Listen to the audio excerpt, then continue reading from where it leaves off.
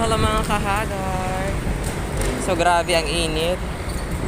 Nandito tayo sa Santa Lucia. Punta tayo ng papasukan natin na in-applyan natin. Kung makakapasok ba tayo, sana makapasok dahil nakakatamad tumambay at ang dami kong bayarin. Sana makapasok unang-una sa bahay. Ang dami kong bayarin sa bahay.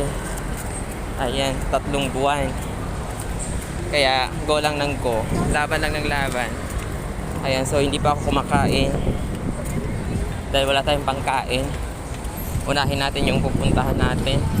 And hopefully na matanggap ako. Grabe init. Kailangan talaga natin magsumikap. Ayun. Para makasurvive at makabayad sa mga bayarin araw-araw. Ayan, grabe. Ayan,